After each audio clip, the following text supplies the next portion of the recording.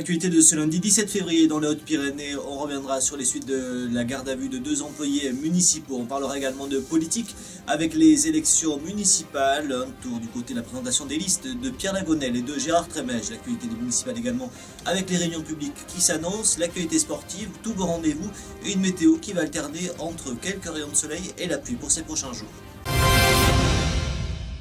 À quelques jours du réveillon du Nouvel An, 2 engins explosifs étaient lancés à Tarbes contre les murs de la prison et du 35e RAP. Sur un site internet, ces jets de cocktails Molotov avaient été revendiqués par le JIDA, un groupe d'action directe international jusque-là inconnu. C'est après un geste identique à Pau la semaine dernière contre l'église de Sciences chrétiennes qu'un Espagnol de 39 ans et un Français de 31 ans ont été interpellés par la section antiterroriste. Si l'Espagnol a été relâché, le parquet de Tarbes a été saisi du dossier contre l'auteur présumé des faits. Il devait être présenté devant le tribunal de Tarbes en comparution immédiate ce lundi. La politique avec le conseil municipal de Tarbes qui se déroule ce lundi soir à partir de 18 h à l'hôtel de ville, sans doute le dernier de cette mandature avant les élections municipales qui se dérouleront dans 5 semaines, on en parlera dans quelques instants. Alors si le plan local d'urbanisme est à l'ordre du jour, la récente mise en garde à vue de 2 employés municipaux dans le cadre de l'information ouverte contre X devrait faire l'objet d'interrogations de la part de l'opposition, comme nous l'explique Marie-Pierre Vieux. Et qu'il s'agit vraiment pour nous de ne pas rentrer dans ce débat politicien et mener une campagne électorale sur fond de caniveau, c'est pas notre style. Personne n'y gagnerait. Et qu'en même temps, vous savez bien que quand on a une situation exceptionnelle comme à Tarbes, qui ne dit mot consent en même temps. Donc voilà, il faut trouver un équilibre entre tout ça. Donc de la place qui est la nôtre, c'est-à-dire celle de l'opposition tarbaise, mais il nous est apparu quand même qu'aujourd'hui, on était en lieu et place d'exiger un certain nombre de choses qu'on a déjà exigées par le passé, mais qui nous paraissent d'une brûlante actualité. À commencer par laquelle, eh bien, une totale transparence sur la gestion municipale. Et la deuxième, eh bien, c'est un audit des finances publiques, tout simplement. Pourquoi ? Parce qu'aujourd'hui, le meilleur moyen de garantir l'équité de la ville de Tarbes et d'arrêter des débats qui font du mal à tout le monde, eh bien, c'est de dire, voilà, comment est fléché l'argent public, voilà à quels travaux va tel denier, et tout cela se fait dans le sens de l'intérêt général. Voilà, on ne polémique pas avec ça. Et puis d'autre part, on voulait également dire un mot de solidarité pour les salariés. Moi, je ne banalise pas ce qui s'est passé hier, pas du tout. Je crois quand même qu'il y a 2 fonctionnaires qui ont été violentés d'une certaine manière. Ce matin, avec Dominique, on est allé rendre une visite au service pour leur exprimer notre solidarité, pour leur dire que dans notre place d'opposition, justement, il n'y avait aucun ostracisme à leur égard, qu'on pensait vraiment qu'ils faisaient bien leur travail. Et je crois que c'était des mots d'apaisement dans une situation de crise. Le maire de Tarbes, Gérard Trémège, est revenu dans un communiqué sur cette double garde à vue. Je cite, « Bien que j'ignore tout de ces auditions, je sais que c'est moi seul qui suis visé par des accusations mensongères et calomnieuses. Je m'étonne que des fonctionnaires soient mêlés à une enquête qui n'a pour seul objectif que de me discréditer et me détruire à l'approche des élections municipales. J'assure ces fonctionnaires de mon entier soutien, de ma totale solidarité et de ma confiance. » Gérard Trémège qui réaffirme avec force que je n'ai rien à me reprocher et que toutes les actions réalisées pendant ces 13 années ont été guidées par le souci du bien commun en faveur des Tarbaises et des Tarbais. Fin de citation. Le 23 mars prochain, les électeurs iront aux urnes pour choisir leur maire. Ce sera le premier tour. La campagne qui s'intensifie partout dans les Hautes-Pyrénées. Un gros plan sur Tarbes avec 2 listes qui ont été présentées à la presse avant le week-end. D'abord Pierre Lagonel pour la liste Tarbes pour tous. Une liste faite, explique-t-il, pour gagner et diriger la mairie pendant 6 ans. Parmi les axes forts de son programme, la fiscalité, l'emploi et la sécurité. Avec à la clé plusieurs engagements. D'abord ne pas augmenter la fiscalité locale durant 6 ans. Garder les étudiants sur Tarbes et développer l'économie, augmenter les effectifs de la police municipale et augmenter la vidéoprotection dans les rues de Tarbes. Liste toujours avec celle de Tarbes 2014 menée par Gérard Trémège. La liste est renouvelée à 50% avec une moyenne d'âge de 51 ans. Il y a 12 nouveaux parmi les 33 premiers, 21 nouveaux sur la liste entière.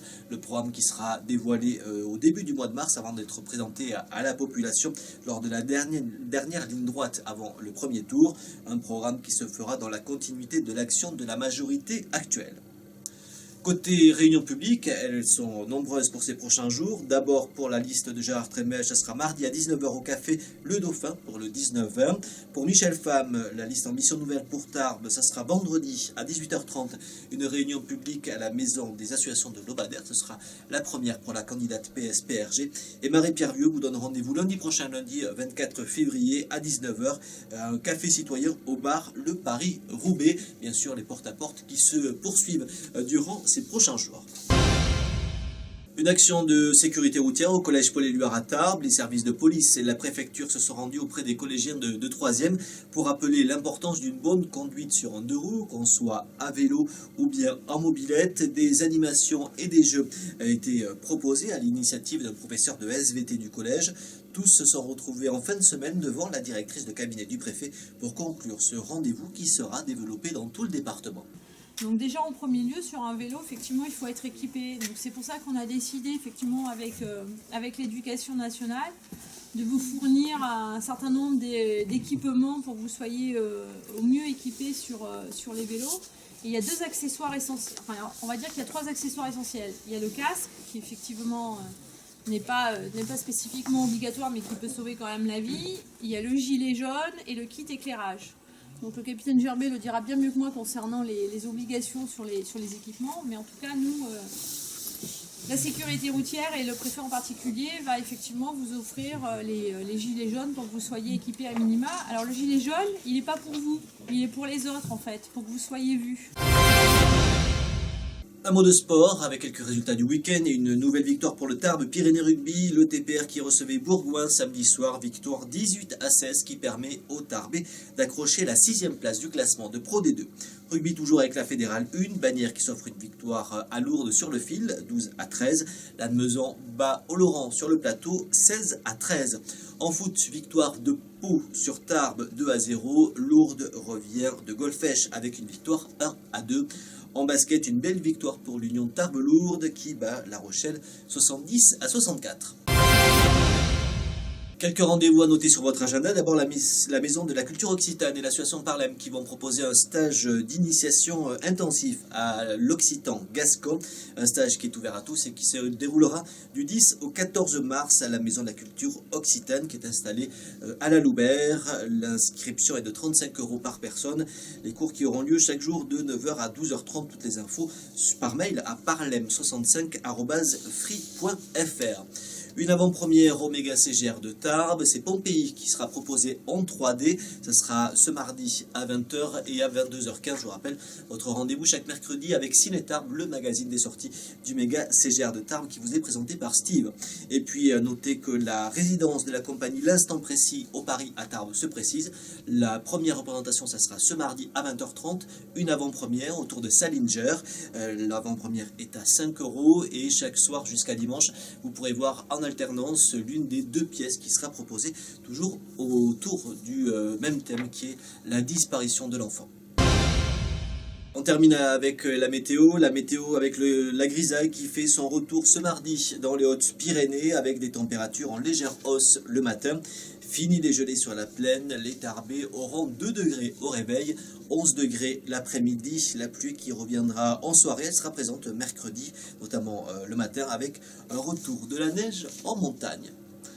Voilà pour l'actualité de ce lundi 17 février. Nos réseaux sociaux sur Facebook, nos différentes pages, sur Twitter, @PyrénéeInfo, pour suivre toute l'actualité des Hautes-Pyrénées en continu. Et bien sûr, nos sites pyrénéeinfo.fr et les déclinaisons locales Pyrénées Info Tarbes et Pyrénées Info Lourdes. Belle journée à tous.